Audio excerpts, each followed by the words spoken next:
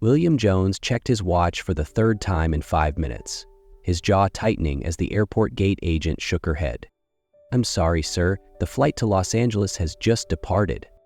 His grip on the handle of his leather suitcase tightened. This was a disaster. He had an executive board meeting in the morning, a billion-dollar deal on the line, and now he was stranded in a tiny airport, miles away from the city. "Next flight?" he asked, keeping his voice measured. "Tomorrow morning," the agent replied, unfazed by his obvious frustration. Tomorrow morning was too late. Willem exhaled sharply, running a hand through his neatly styled dark hair. He needed an alternative. Fast. No other flights. No rental cars. No private jets available within a reasonable distance. Just as he was about to curse his luck, a voice beside him said, "Missed your flight too, huh?" He turned to find a woman standing next to him. Anna Garcia, her wavy brown hair pulled into a messy bun, a duffel bag slung over her shoulder. She had bright, inquisitive brown eyes and wore a faded band tee with ripped jeans, completely opposite of his tailored suit and polished leather shoes. "Unfortunately," he replied. Anna sighed. "This airport is the worst. One flight a day, and if you miss it, you're screwed." She studied him for a moment before adding, "I'm heading to Los Angeles too. No flights, no rentals, but I do have a car." William raised an eyebrow. "You do?" "Yeah, it's not exactly a private jet, but it'll get me there. You're welcome to tag along if you don't mind a road trip." William hesitated. He had never traveled with a stranger, let alone driven across multiple states with one, but he was out of options. "How long is the drive?" he asked. "About 10 hours, unless you're one of those people who insists on stopping every hour for coffee." He studied her for a moment. She didn't seem dangerous. There was something refreshingly unfiltered about her, something that didn't immediately scream ulterior motive. He exhaled. "Fine, let's go." Anna grinned. "Great. I'm Anna Garcia, by the way. And you are?" "William Jones." She tilted her head playfully. "Sounds fancy." He didn't respond, simply following her out of the airport. The parking lot was nearly empty, save for an old Jeep Wrangler parked near the exit.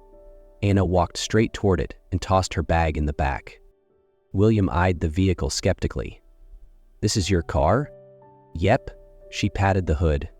"Don't worry, she runs great." He wasn't convinced, but he climbed into the passenger seat anyway.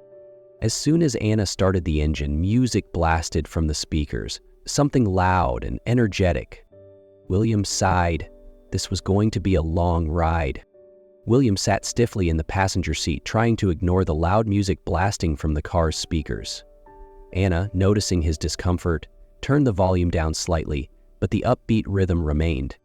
"You seem like the kind of guy who schedules his lunch breaks down to the minute," she teased, glancing at him as she drove. William didn't respond, instead keeping his attention on his phone, searching for a last-minute alternative. But it was useless. No flights, no rentals, no other options. "Let me guess. You're a CEO or a lawyer," Anna continued, her tone playful but curious.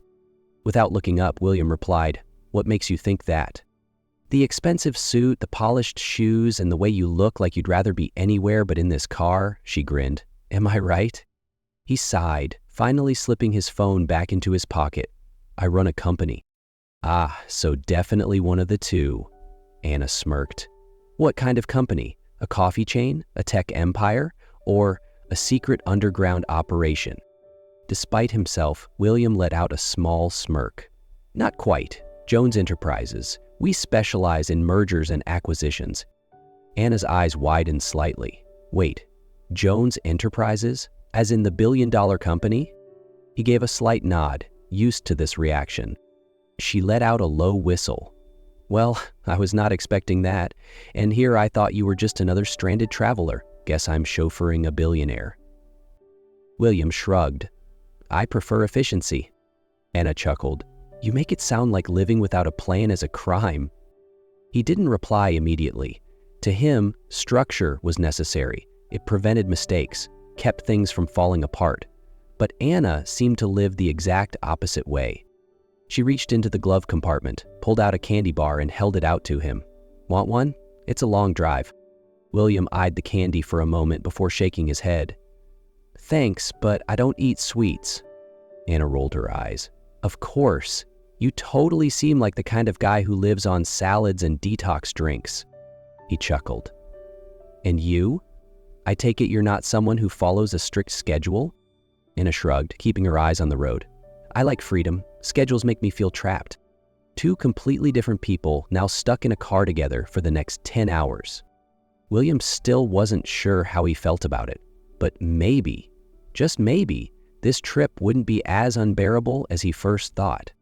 After nearly 3 hours on the road, Anna pulled into a small, desolate gas station off the highway. Stretching her arms, she glanced over at William, who was still seated stiffly in the passenger seat. "I need to refuel. You want anything?" she asked. William glanced at the tiny convenience store next to the station, then shook his head. "I don't usually eat from places like this." Anna crossed her arms, shaking her head with mock disapproval. "Of course not. Let me guess, you only eat at 5-star restaurants?" William sighed but didn't argue. With a chuckle, Anna disappeared into the store and returned minutes later with a bag full of snacks. She held out a pack of potato chips to him. "Come on, live a little." He hesitated before finally taking the bag. As he took a bite, Anna watched him expectantly. "Not bad, right?" William shrugged. "It's acceptable." They got back on the road, and after a few minutes of silence, Anna suddenly asked, "So, when you were a kid, did you ever want to do something other than run a company?" William hesitated before finally admitting, "I wanted to be an architect." Anna turned to him, eyebrows raised. "Really? What happened?" He let out a small, humorless chuckle. "My family had other plans." Anna was quiet for a moment before she said, "You know, just because you've been on one path for so long doesn't mean you can't change direction." William didn't respond, but her words lingered in his mind. The night sky stretched endlessly above them, the darkness punctuated only by the car's headlights cutting through the empty road. After hours of driving, Anna suddenly slowed down and veered onto a dirt road off the highway. William frowned. "What are you doing?" Anna just smiled. "Taking a break. Have you ever really looked at the night sky without city lights getting in the way?" She killed the engine and hopped out of the Jeep. William hesitated, then sighed before following her. As his eyes adjusted to the darkness, he glanced upward and froze. The sky above them was vast and endless, filled with stars shimmering against the black canvas. Unlike Los Angeles, where neon lights and skyscrapers dominated the skyline, here the sky felt open, raw, limitless. Anna sat down on the dry grass, patting the spot next to her. "Come on, you can't fully enjoy this if you just stand there." William hesitated before finally lowering himself beside her. For a while they sat in silence. Then, out of nowhere, Anna asked, "Do you ever regret anything?" William raised an eyebrow, turning to look at her. "That's a pretty direct question." Anna shrugged. "We've got 10 hours stuck in a car together. I'm not going to talk about the weather." William considered her words before answering. "Trusting the wrong people." Anna glanced at him, something unreadable flickering in her brown eyes. "Yeah, I get that." She didn't elaborate, but William could sense the weight behind her words. "What about you?" he asked. Anna leaned back, her gaze fixed on the stars. "I regret letting other people dictate my choices for too long." William studied her for a moment, genuinely intrigued, but he didn't press her for details. If she wanted to share, she would. They sat in silence, the cool night air brushing against their skin, the stars glimmering above. For the first time in years, William wasn't thinking about meetings, deadlines, or acquisitions. And strangely enough, he didn't mind. After a few more minutes of silence, Anna stretched her arms and stood up, brushing dust off her jeans. "All right, break's over, back on the road." William watched her for a moment before rising to his feet as well. As they climbed back into the Jeep, he realized something had shifted, not in the trip, but within himself. Anna drove with an effortless ease, one hand on the wheel, the other tapping along to the soft rhythm of a song playing on the radio. William, instead of burying himself in his phone or his schedule, found himself gazing out the window, watching the vast landscape blur past them. "You seem more relaxed," Anna noted, glancing at him. He leaned back, arms crossed over his chest. Maybe, or maybe I've just accepted the chaos. She laughed. That's progress. A few minutes passed before she asked, is there something you've always wanted to do, but never had time for? William hesitated. His life had always followed a carefully structured plan. He had never stopped to consider anything outside of it. I don't know, he admitted finally. No one's ever asked me that before. Anna shot him a surprised look. Not even once? William let out a small chuckle. My career has been a series of calculated moves. Every decision I've ever made had a purpose. I never really stopped to think about anything else. Anna was quiet for a moment before she said, you know, not everything in life has to be planned out. Sometimes, the best things happen when you least expect them. William didn't argue. He still wasn't entirely convinced by Anna's spontaneous approach to life, but for the first time, he started wondering if maybe, just maybe, he had been missing something all along. After hours of driving, the bright lights of Los Angeles finally appeared on the horizon. William watched as towering buildings and glowing neon signs came into view, a familiar sight pulling him back to reality. He should have felt relieved. Instead, there was a strange, lingering sense of reluctance. Anna had gone noticeably quiet. Her fingers gripped the steering wheel a little tighter, her gaze fixed on the road ahead. You okay? William asked, breaking the silence. Anna let out a slow breath. I should probably tell you why I'm here. William turned his attention fully to her. My sister's getting married, she said, her voice softer than usual. And I wasn't planning on going, but then I realized I'd regret it if I didn't. He studied her expression. Why weren't you planning on going? Anna pressed her lips together, her fingers tapping lightly against the wheel. My family and I, we don't exactly see eye to eye. They think I should have followed a more traditional path, settled down by now. Instead, I chose to live my own way. William understood that more than she realized. And now you're walking straight into the lion's den, he said. Anna let out a short chuckle. Something like that. A beat of silence passed before she turned to look at him. What about you? What happens when you get to the city? William hesitated. His life in Los Angeles was structured down to the minute. Everything was planned, organized, efficient. But now, for the first time, he wasn't sure if he wanted to step right back into it. His voice was slower this time, more thoughtful. I go back to a life where every second is planned out. He glanced out the window, then added quietly, but I'm starting to wonder if that's what I really want. Anna watched him, her brown eyes softer now. The city was getting closer, but for once, William wasn't in a rush. The Jeep rolled to a stop in front of a small boutique hotel nestled in the heart of Los Angeles. Anna turned off the engine, but she didn't move to get out. Neither did William. This is where I'm staying, she said, her hands resting on the wheel. William glanced outside, his fingers tapping lightly against his knee. What about your sister's wedding? When is it? Tonight, she replied simply. He nodded, mulling something over before turning to her. Would you like me to come with you?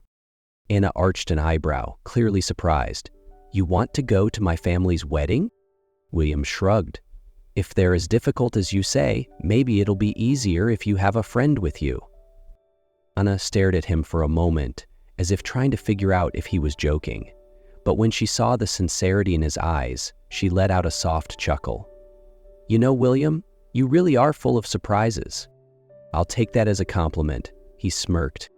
The wedding was held in a beautiful garden, fairy lights twinkling overhead, casting a warm glow over the guests. As Anna stepped inside with William by her side, the noise around them quieted slightly, a few people turning to look.